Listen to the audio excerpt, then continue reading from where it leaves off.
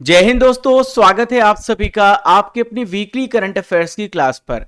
दोस्तों आज की क्लास में हम 6 से लेकर 12 नवंबर 2023 के इंपॉर्टेंट वीकली करंट अफेयर्स को आपके लिए कवर करने वाले हैं। दोस्तों ये जो क्लास है आपको हिंदी और इंग्लिश दोनों मीडियम में प्रोवाइड की जा रही है। यहाँ पर हमने 60 प्लस इंपॉर्टेंट क्वेश्चन पिक किए हैं। आपका पूरा हफ्ता रिवीजन हो जाएगा और साथ में आप इंपॉर्टेंट क्वेश्चंस का टेस्ट भी देने वाले हैं।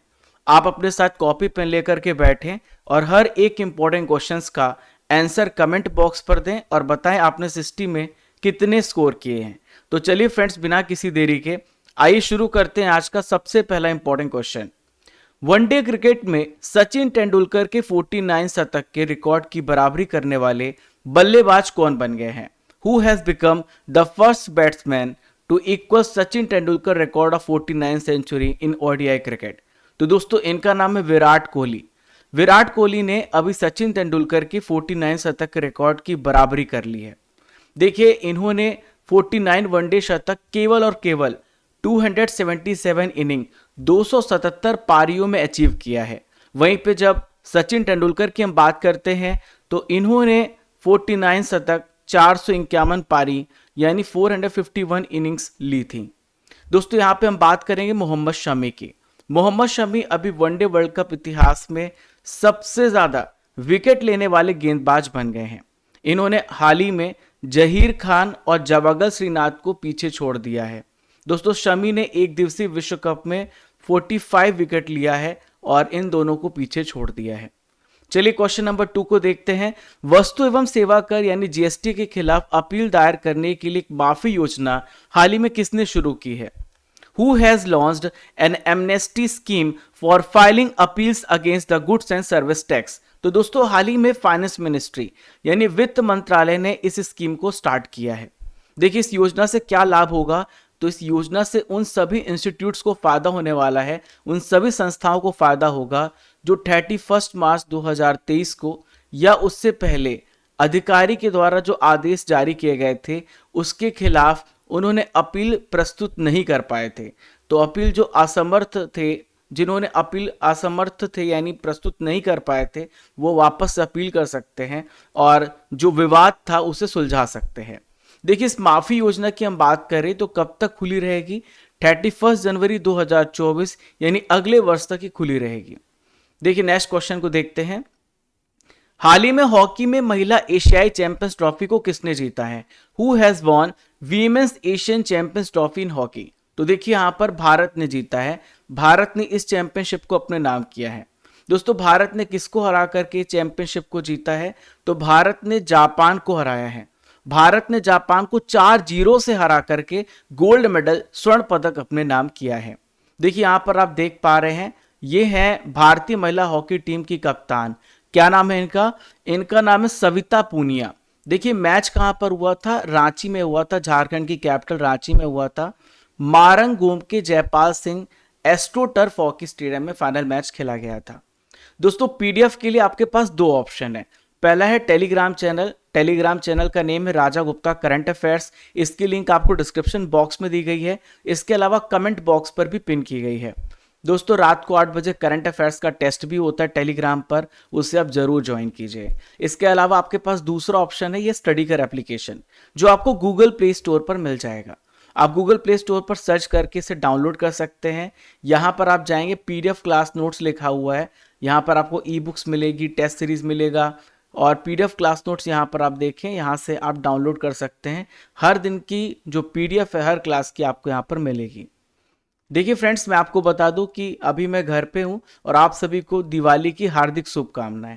आपका कोई भी वीडियो मिस ना हो इसलिए मैं रेगुलरली डेली आपको वीडियो प्रोवाइड करता हूं। अभी कुछ दिनों तक मेरा फेस पे जो वीडियो है नहीं आएगा, इस फॉर्मेट में आएगा क्योंकि मैं स्टूडियो को तो लेकर नहीं चल सकता हूं, बट मैं आपको इस फॉर्मेट में वीडियो प्रोवाइड कर सकता हूं।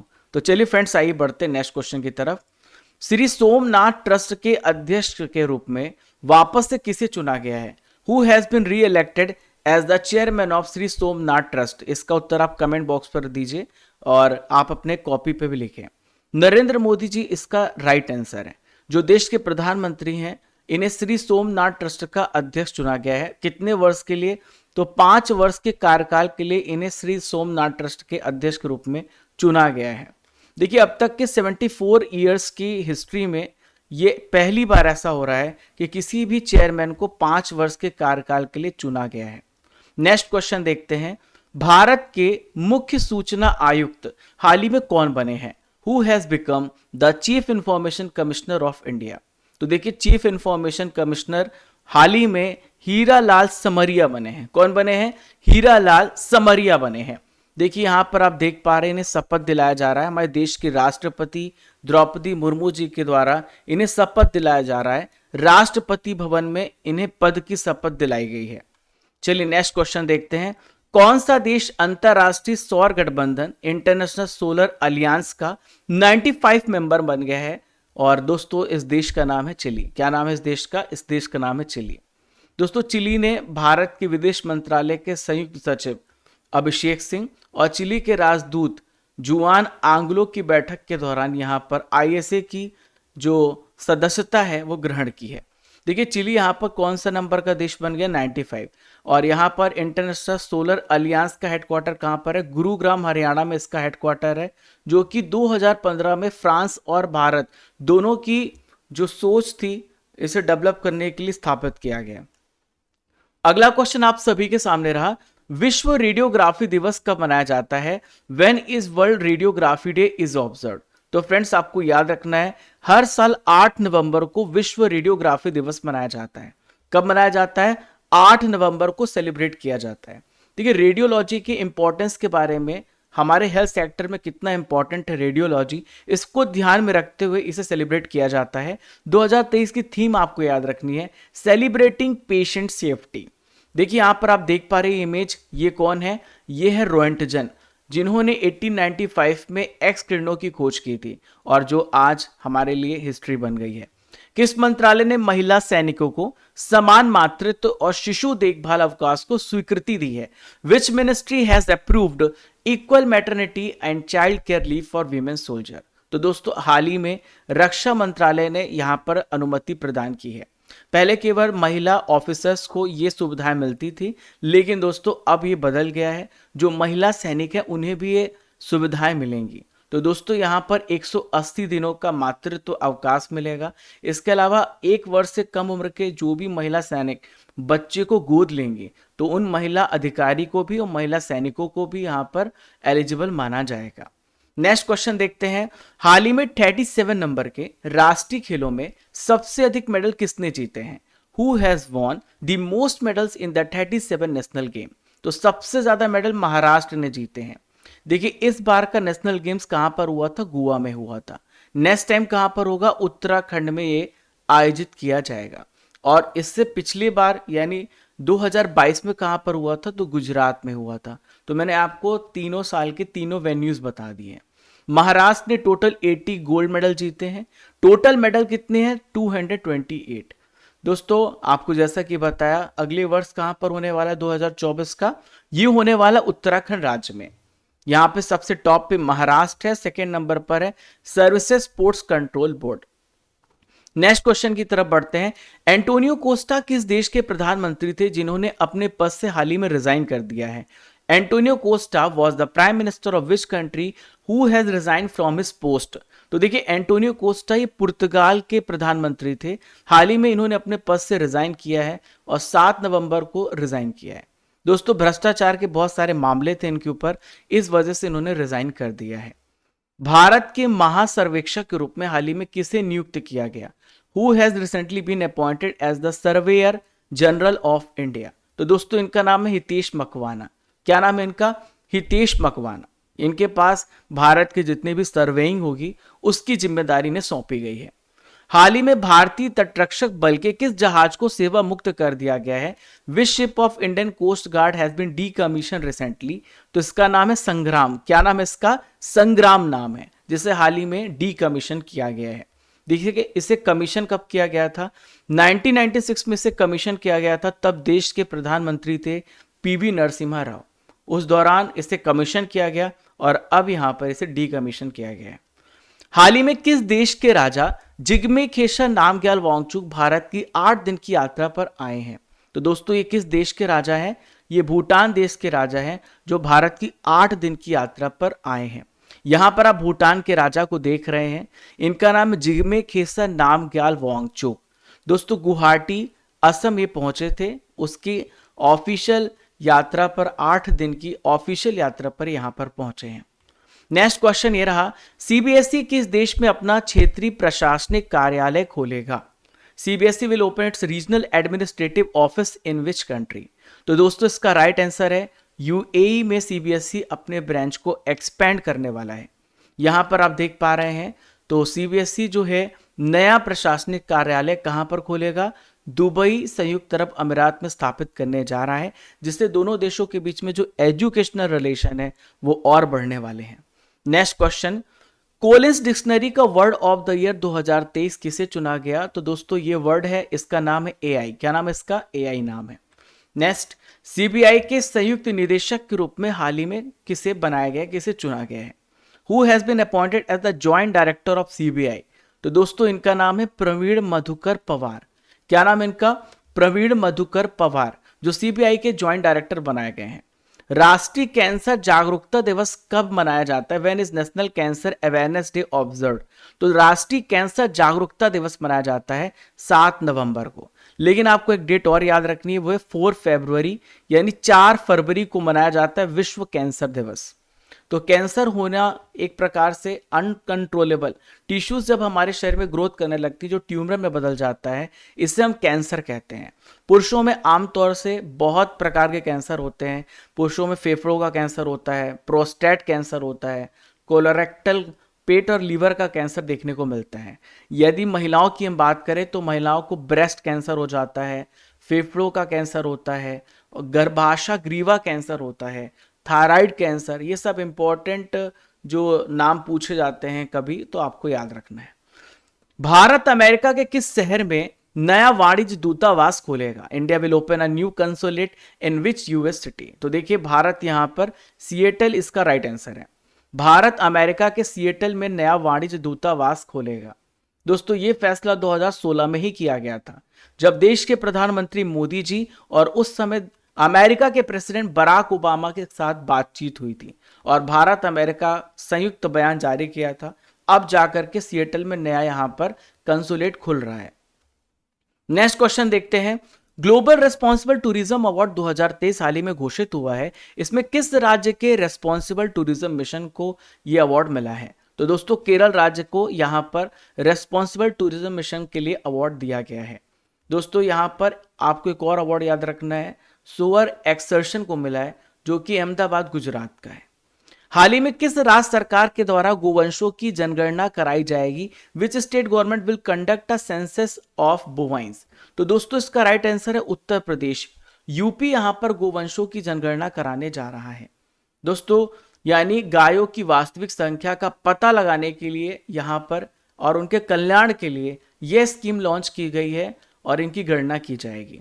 यह कदम जहां पर राज्य में जितने भी लावारिस या फिर आवारा मवेशी हैं, तो उस प्रकार की जो समस्या है उसका सलूशन ढूंढने के लिए, निजात पाने के लिए कदम उठाया गया है। हाल ही में क्यूएस एशिया यूनिवर्सिटी रैंकिंग 2024 जारी की गई, जिसमें आईआईटी बॉम्बे का एशिया में कौन सा स्थान है? तो दोस्तों आईआईटी बॉम्बे का यहां पर 40 प्लेस है, आईआईटी बॉम्बे 40वें स्थान पर है। यहां पर एक और नाम आता है जो टॉप 50 में शामिल है, इसका नाम है आईआईटी दिल्ली। अगर आपसे पूछा जाए कि एशिया में सबसे बढ़िया यूनिवर्सिटी कौन सी है, तो आपको याद रखना है यह है चीन की पेकिंग यूनिवर्सिटी, जिसे सबसे पहला स्थान दिया गया है। दोस्तों दूसरा स्थान किसे दिया गया है? हांगकांग यूनिवर्सिटी को दिया गया है। अंडमान सागर में पहली बार म्यांमार और किस देश के बीच में मरुमैक्स अभ्यास का आयोजन किया गया है? तो मरुमैक्स एक्सरसाइज आपको याद रखना है, देखिए नाम में छुपा हुआ है, तो मां से आपको याद रखना है मलेशिया और रूस से आपको याद रखना है रशिया। तो ये मलेशिया और रशिया के बीच में अभ्यास होता है मरुमैक्स अभ्यास, ठीक है। तो ये 5 से लेके 8 नवंबर के बीच में आयोजित किया जा चुका है। नेक्स्ट क्वेश्चन, हाल ही में किस बैंक को business change maker of the year 2023 से सम्मानित किया गया है? Which bank has been awarded the business change maker of the year 2023? तो दोस्तों यहां पर आरबीआई यानी रिजर्व बैंक ऑफ इंडिया को business change maker of the year 2023 से अवार्ड किया गया। यहां पर आप इमेज में शक्तिकांत दास जी को देख रहे हैं, जो वर्तमान में आरबीआई के 25 नंबर के गवर्नर हैं। यह सम्मान किसने दिया है? द हिंदू बिजनेस लाइन के द्वारा यह पुरस्कार दिया गया है। हाल ही में शांति और विकास के लिए एक विश्व विज्ञान दिवस मनाया गया। तो ये कब मनाया जाता है? तो वर्ल्ड साइंस डे हर साल सेलिब्रेट किया जाता है 10 नवंबर को, 10 नवंबर को। नेक्स्ट क्वेश्चन, आयरन डोम रक्षा प्रणाली का भारतीय संस्करण कौन डेवलप करेगा? देखिए, जब भी हम वेपन्स की बात करेंगे, जब भी हम डिफेंस की बात करेंगे, डिफेंस इक्विपमेंट्स की बात करेंगे, तो आपको आराम से डीआरडीओ को टिक करना है। Defence research development organisation Bharat में एक ऐसी संगठन है जो भारत में वेपन्स मैन्युफैक्चर करने का काम करती है, और इसे प्रोजेक्ट कुश के तहत डेवलप किया जा रहा है आयरन डोम सिस्टम को। भारत और किस देश ने श्रमिकों, छात्रों और प्रोफेशनल की आवाजाही को सुविधाजनक बनाने के लिए समझौते पर हस्ताक्षर किए हैं? तो दोस्तों, इसका राइट आंसर हो जाएगा भारत और इटली ने इसको लेकर के समझौते पर हस्ताक्षर किए हैं। भारत के विदेश मंत्री यहां पर आप देख रहे हैं, इनका नाम है एस सुब्रमण्यम जयशंकर। यह इटली के उप प्रधानमंत्री और फॉरेन मिनिस्टर एंटोनियो तजानी, इन दोनों ने रोम पर मिलकर के इस साझेदारी पर, समझौते पर चर्चा की है। नेक्स्ट क्वेश्चन को देखते हैं। हाल ही में ईडी की सिफारिश पर सरकार ने कितने अवैध सट्टेबाज प्लेटफॉर्म पर प्रतिबंध लगा दिया है? तो दोस्तों, इसका राइट आंसर है 22 ऐसे प्लेटफॉर्म हैं जहां पर प्रतिबंध लगाया गया है और ईडी ने यहां पर छापेमारी की थी। आपने हाल ही में एक बहुत बड़ा नाम सुना था, इसका नाम है महादेव बुक, जिसमें भारत के बहुत बड़े बड़े अभिनेता भी इसमें शामिल हैं। और इसके अलावा रेड्डी, यहां पर देखिए दूसरा, यहां पर जो बहुत बड़ा रेडियाना प्रिस्ट्रोपो, इन दोनों पर यहां पर 22 ऐसे टोटल अवैध सट्टेबाजी एप्स और वेबसाइट को बंद किया गया है। नेक्स्ट क्वेश्चन, स्वदेशी मिसाइल विध्वंसक पोस्ट सूरत का इनोग्रेशन कहां पर किया गया है? Where has indigenous missile destroyer Surat has been unveiled? तो दोस्तों, आपको याद रखना है, सूरत को सूरत में ही इनोग्रेट किया गया है। सूरत को कहां पे इनोग्रेट किया गया? सूरत में। तो आप यहां पर मिसाइल डेस्ट्रॉयर को देख पा रहे हैं, और इसका जो अनावरण है किसने किया है? तो गुजरात के चीफ मिनिस्टर है भूपेंद्र पटेल जी, इन्होंने इसका इनोग्रेशन किया है। दोस्तों, प्रोजेक्ट 15B के तहत डेवलप किया जा रहा है ये युद्धपोत, और हाल ही में विशाखापत्तनम, मोरमगांव, इम्फाल और सूरत, इन सभी को यहां पर बनाया गया है। नेक्स्ट है, हाल ही में यूएनईपी ने चैंपियंस ऑफ द अर्थ पुरस्कार 2023 से किसे सम्मानित किया है? Who has recently been awarded the champions of the earth award 2023 by UNEP? तो दोस्तों, यूनाइटेड नेशन एनवायरनमेंट प्रोग्राम ने जोसेफिना बेलमोंटो, फंडाको एलन मैकार्थर और जोस मैनुअल मोलर, इन तीनों को अवार्ड दिया है। चैंपियंस ऑफ द अर्थ, ये अवार्ड पर्यावरण के क्षेत्र में प्रदान किया जाता है, और आपको याद रखना है सबसे बड़ा पर्यावरण सम्मान यानी हाईएस्ट एनवायरमेंटल ऑनर कौन सा है? इसका नाम है चैंपियंस ऑफ द अर्थ। दोस्तों, ये उन सभी व्यक्तियों या समूह या संगठन को दिया जाता है जो एनवायरमेंट को चेंज करने, एनवायरमेंट को पॉजिटिव चेंज करने में काम कर रहे हैं। नेक्स्ट क्वेश्चन को देखते हैं। हाल ही में किस राज्य सरकार ने मेडिकल कॉलेज में हिंदी एमबीबीएस पाठ्यक्रम शुरू करने की घोषणा कर दी है? तो दोस्तों, ये राज्य है उत्तराखंड। सबसे पहला राज्य था मध्य प्रदेश और दूसरा राज्य उत्तराखंड हो गया है, जो कि हिंदी में मेडिकल कॉलेज में एमबीबीएस जो सिलेबस है वो पढ़ाएगा।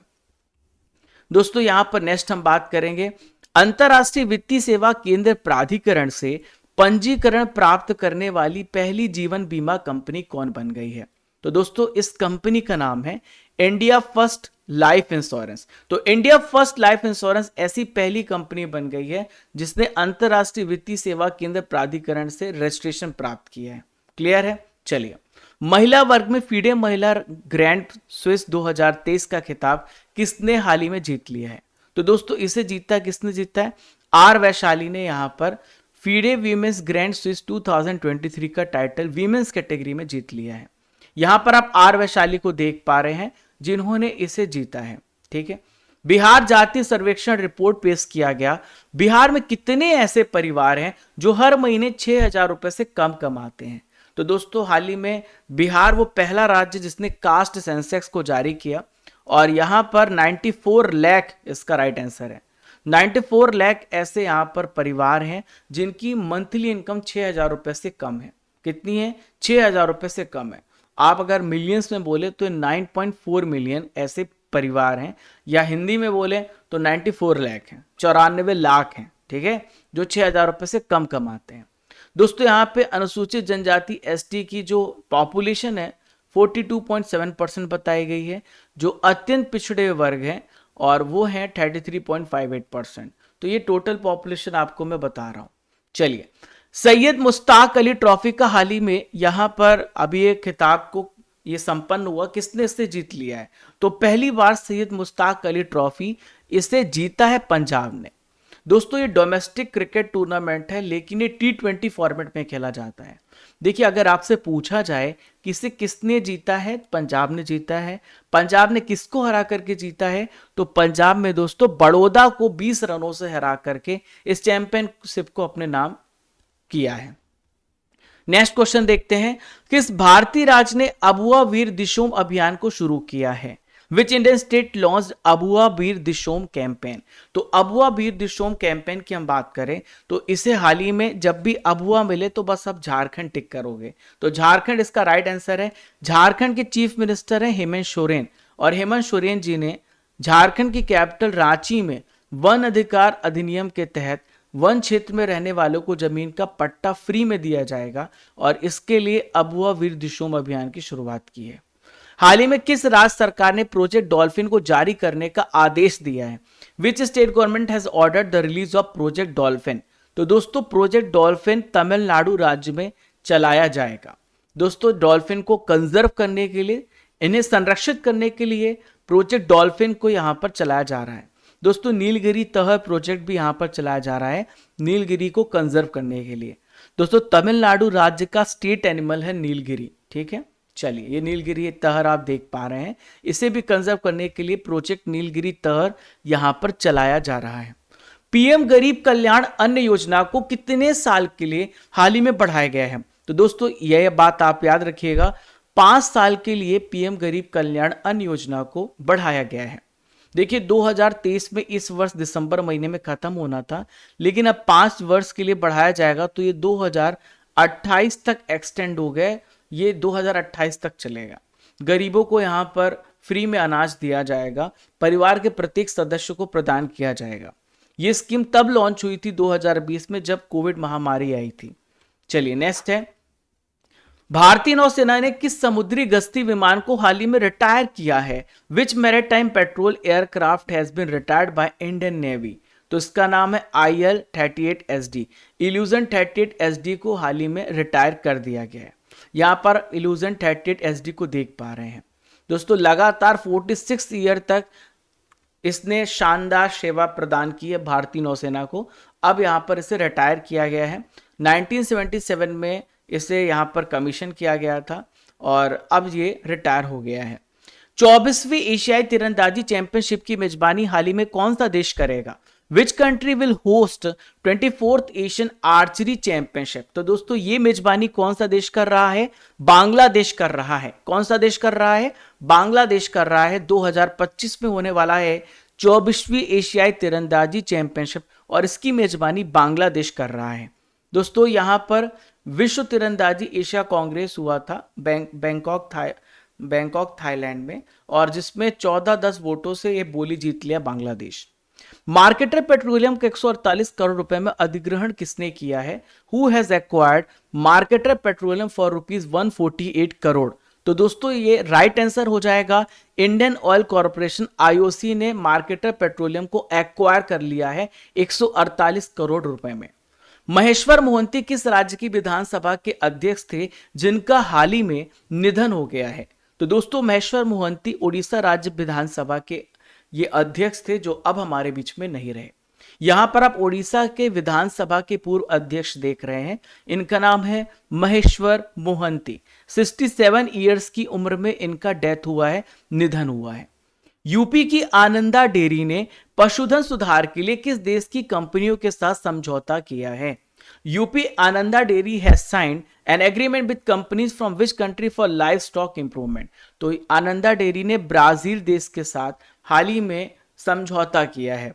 यह समझौता किस लिए किया है? डेयरी उद्योग को बढ़ाने के लिए, जो डेयरी सेक्टर है उसको बूस्ट करने के लिए यहां पर ब्राजील के साथ, ब्राजील की कंपनियों के साथ समझौता किया है, इस पर हस्ताक्षर हुए हैं। और इस मौके पर जो यूपी के चीफ मिनिस्टर है योगी आदित्यनाथ जी, ये भी मौजूद थे। साब किस देश की कंपनी है जो भारत में रक्षा क्षेत्र में 100% एफडीआई की मंजूरी पाने वाली पहली विदेशी कंपनी बन गई है? तो दोस्तों साब जो है ये स्वीडन देश की कंपनी है। किस देश की कंपनी है? स्वीडन देश की कंपनी है। तो स्वीडिश रक्षा कंपनी है साब, जो 100% एफडीआई के लिए भारत सरकार की मंजूरी प्राप्त कर चुकी है। दोस्तों ये फैक्ट्री स्थापित करेगी किस राज्य में? हरियाणा राज्य में फैक्ट्री स्थापित करेगी। और भारत के जो सैनिक हैं, भारत के लिए ये एंटी आर्मर बनाएगी, ये बंकर बनाएंगे, एंटी टैंकर बनाएंगे और Carl Gustaf M4 rocket launcher का निर्माण करेंगे। इसके लिए 500 करोड़ रुपए का एफडीआई का जो प्रस्ताव था उसे यहां पर परमिशन मिली है। नेक्स्ट क्वेश्चन को देखते हैं। पर्यटन को बढ़ावा देने हेतु हॉट बैलून परियोजना का उद्घाटन हाल ही में किस राज्य में किया गया?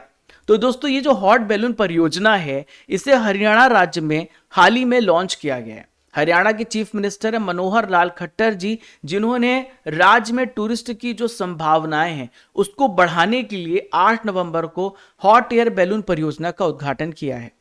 नेक्स्ट, सरकार ने रियायती दर पर गेहूं का जो आटा उपलब्ध कराने के लिए हाल ही में किस ब्रांड का आटा लॉन्च किया है? The government has launch which brand of flour to provide wheat flour at subsidize rate? तो दोस्तों इसका नाम है भारत आटा। क्या नाम है इसका? भारत आटा ब्रांड के साथ सरकार ने यहां पर किफायती यानी सब्सिडाइज रेट पर आटा लॉन्च किया है। इसका नाम है भारत आटा। ये आपको कितने रुपए में मिलेगा? तो 27.50 यानी 27.5 रुपए प्रति किलोग्राम की दर पर आपको ये आटा उपलब्ध कराया जाएगा। और दोस्तों इसकी बहुत खास बात है, ये फोर्टिफाइड गेहूं आटा है, यानी इसमें आपको गेहूं, चावल, दाल इन सब का एक मिश्रण मिलेगा जिसमें आपको बहुत ज्यादा प्रोटीन मिलेगी, बहुत सारे इंपॉर्टेंट न्यूट्रिएंट्स मिलेंगे, आयरन मिलेगा। हाल ही में भारतीय सेना किस वर्ष से चीता और चेतक हेलीकॉप्टर के बेड़ों को चरणबद्ध तरीके से हटाने पर विचार कर रही है? तो दोस्तों इसका राइट आंसर हो जाएगा 2027 तक। चीता और चेतक का जितने भी फ्लीट है यहां पर आप देख पा रहे हैं, इसे रिटायर करने की बात कही जा रही है। ऐसे 190 चेतक हैं और यहां पर चीता और चीतल हेलीकॉप्टर है जिसका संचालन किया जा रहा है, उसकी जगह पर लाइट हेलीकॉप्टर्स इस्तेमाल किए जाएंगे। ये बहुत हैवी हैं और बहुत पुराने हो गए हैं। हमें ज़रूरत है, हमारे देश को ज़रूरत है मॉडर्न इक्विपमेंट्स की, इसलिए इसकी जगह पर लाइट यूटिलिटी हेलीकॉप्टर लिया जाएगा। केंद्रीय जांच ब्यूरो के संयुक्त निदेशक के रूप में हाल ही में किसे अपॉइंट किया गया, किसे नियुक्त किया गया है? तो इसका राइट आंसर हो जाएगा दोस्तों, यहां पर आप देखें वी चंद्रशेखर जी को यहां पर ज्वाइंट डायरेक्टर अभी अपॉइंट किया गया है, संयुक्त निदेशक बनाया गया है और यह है वी चंद्रशेखर। गुजरात कैडर के आईपीएस ऑफिसर है वी चंद्रशेखर। दोस्तों यहां पे हम बात कर लेते हैं नेक्स्ट इंपॉर्टेंट क्वेश्चन की। हाल ही में बिहार कैबिनेट ने राज्य में SC, ST, BC, EBC और EWS तो इन सभी के मौजूदा आरक्षण को 50% से बढ़ाकर कितने परसेंटेज करने के प्रस्ताव को मंजूरी प्रदान की है? तो दोस्तों अब बिहार राज्य में 75% का रिजर्वेशन हो गया है, 75% आरक्षण हो गया है और इसको लेकर के यहां पर राज्य की विधानसभा में शीतकालीन सत्र चल रहा था, विंटर सेशन चल रहा था और उसी दौरान इस प्रस्ताव को मंजूरी मिल गई है। नेक्स्ट क्वेश्चन, हाल ही में किस राज्य केंद्र शासित प्रदेश की पुलिस के द्वारा जमानत पाने वाले आतंक के आरोपियों को पैर पर जीपीएस लगाया जाएगा? तो दोस्तों ये जम्मू कश्मीर इसका राइट आंसर हो जाएगा। तो जम्मू कश्मीर की जो पुलिस है उन्होंने जो भी आतंकवादी हैं या फिर जो भी जमानत पा करके जो टेररिस्ट एक्टिविटी कर सकते हैं उस पर देख रेख की जाएगी। ये आप देख पा रहे हैं इमेज में किस प्रकार से जीपीएस लगाया जा रहा है। एक प्रकार का बैंड है, एक प्रकार का बैंड है, जीपीएस ट्रैकर एंकलेट का इस्तेमाल किया जाएगा जम्मू कश्मीर पुलिस के द्वारा, ठीक है, और आतंकी के पांव पर यह पहनाया जाएगा। विश्व सुनामी जागरूकता दिवस कब मनाया जाता है? When is world tsunami awareness day observed? तो दोस्तों आपको याद रखना है हर साल 5 नवंबर को विश्व सुनामी जागरूकता दिवस मनाया जाता है। सुनामी के बारे में जागरूकता बढ़ाने के लिए यह दिवस मनाया जाता है। अगर आपसे पूछा जाए कि पहली बार कब मनाया गया था तो 5 नवंबर 2016 को यह मनाया गया था। इसकी थीम है लचीले भविष्य के लिए असमानता से लड़ना। इन्फ्यूज मिशन किस अंतरिक्ष एजेंसी ने हाल ही में लॉन्च किया है? तो दोस्तों आपको याद रखना है, इन्फ्यूज मिशन को नासा के द्वारा हाल ही में लॉन्च किया गया है। आपके मन में सवाल उठ रहा होगा कि इन्फ्यूज है क्या, तो मैं आपको बताता हूं।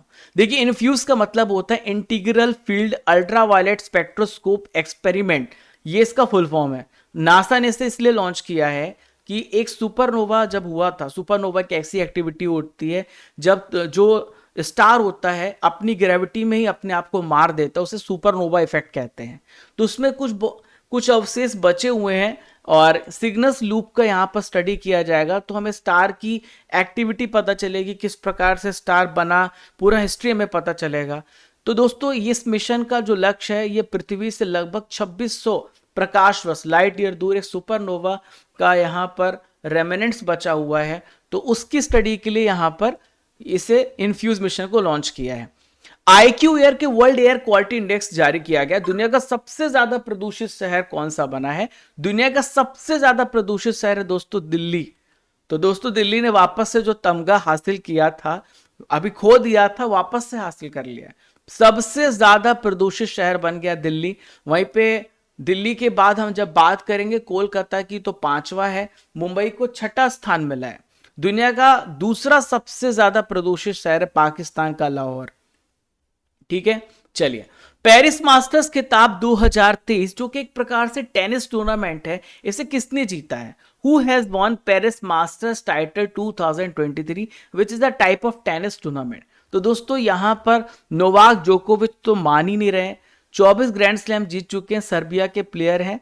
और अभी हाल ही में इन्होंने यहां पर किसको हरा करके, ग्रिगोर दिमित्रोव, इनको हरा करके 7वां पेरिस मास्टर्स खिताब हासिल कर लिया है। क्रिकेट में टाइम आउट होने वाले दुनिया के पहले बल्लेबाज कौन बन गए हैं? Who has become the first batsman in the world to be timed out in the cricket? तो दोस्तों ये रिकॉर्ड एंजेलो मैथ्यूज ने बनाया, जो कि श्रीलंका के प्लेयर हैं और काफी देर तक वो क्रीज पर नहीं पहुंचे और इस वजह से फिर इन्हें आउट दे दिया। इनके हेलमेट में कुछ प्रॉब्लम आई थी। ये घटना दिल्ली की अरुण जेटली स्टेडियम की है। बांग्लादेश के कप्तान है शकीब अल हसन, तो उन्होंने अपील की थी, बांग्लादेश के खिलाड़ी हैं शकीब अल हसन, उन्होंने अपील मारी थी और उसके बाद फिर इन्हें आउट करार दिया गया। ठीक है, माफ कीजिएगा, बांग्लादेश के खिलाड़ी हैं अभी शकीब अल हसन। तो दोस्तों इन्होंने अपील की थी, उसके बाद से फिर इन्हें आउट करार दिया गया। हाल ही में वर्ल्ड ट्रेवल मार्ट का आयोजन कहां पर किया गया, जिसमें केंद्रीय पर्यटन मंत्रालय ने पार्टिसिपेट किया है? तो दोस्तों इसका जो आयोजन था लंदन में किया गया है। 6 से लेके 8 नवंबर के बीच में इसका आयोजन किया गया है। हर साल हम 27 सितंबर को क्या सेलिब्रेट करते हैं? वर्ल्ड टूरिज्म डे सेलिब्रेट करते हैं। राष्ट्रपति द्रौपदी मुर्मू जी ने किस राज्य या केंद्र शासित प्रदेश में पार्वती भवन, नवदुर्गा पथ स्काई वॉक परियोजना का उद्घाटन किया है? तो दोस्तों आपको याद रखना है, इसका उद्घाटन हाल ही में कहां पर किया गया है? ये जम्मू और कश्मीर में इसका उद्घाटन किया गया है। कहां पर किया गया है? जम्मू और कश्मीर इसका राइट आंसर हो जाएगा। ठीक है, उत्तराखंड राज्य का 23वां स्थापना दिवस कब मनाया गया? When is 23rd foundation day of Uttarakhand state celebrated? तो उत्तराखंड राज्य का 23वां स्थापना दिवस हाल ही में दोस्तों 9 नवंबर को मनाया गया है। 9 नवंबर 2000 को उत्तराखंड की स्थापना हुई थी। यदि आपसे पूछा जाए कि उत्तराखंड की स्थापना किस राज्य से अलग होकर के हुई थी, तो आप याद रखना उत्तर प्रदेश यूपी से अलग होकर के उत्तराखंड यूके बना था। राष्ट्रीय मानवाधिकार संस्थानों का 14 नंबर का अंतरराष्ट्रीय सम्मेलन किस देश में आयोजित किया गया? तो दोस्तों इसका आयोजन डेनमार्क में हुआ है। कहां पर हुआ है? डेनमार्क में हुआ है। और राष्ट्रीय मानवाधिकार आयोग के वर्तमान जो चेयरमैन है न्यायमूर्ति अरुण मिश्रा जी हैं, जो कि डेनमार्क की कैपिटल कोपेनहेगन में राष्ट्रीय मानवाधिकार संस्थान के 14 नंबर के अंतरराष्ट्रीय सम्मेलन को इन्होंने संबोधित किया है। चलिए, डॉक्टर जम्बरी अब्द कादिर किस देश के विदेश मंत्री थे जो भारत की आधिकारिक यात्रा पर आए थे? तो दोस्तों ये मलेशिया के विदेश मंत्री थे जो भारत की ऑफिशियल यात्रा पर आए थे। और मलेशिया के फॉरेन मिनिस्टर आप देख पा रहे हैं डॉक्टर जम्बरी अब्द कादिर, ये 5 से लेके 8 नवंबर के बीच में भारत की ऑफिशियल यात्रा पर थे और इन्होंने मुलाकात की भारत के फॉरेन मिनिस्टर एस जयशंकर जी के साथ। मैकेंसे हेल्थ इंस्टीट्यूट के द्वारा किए गए सर्वेक्षण में कर्मचारियों के लिए सबसे अच्छे देश की सूची में भारत को कौन सा प्लेस मिला है? तो दोस्तों भारत को यहां पर दूसरा प्लेस मिला है। भारत यहां पे दूसरे स्थान पर है।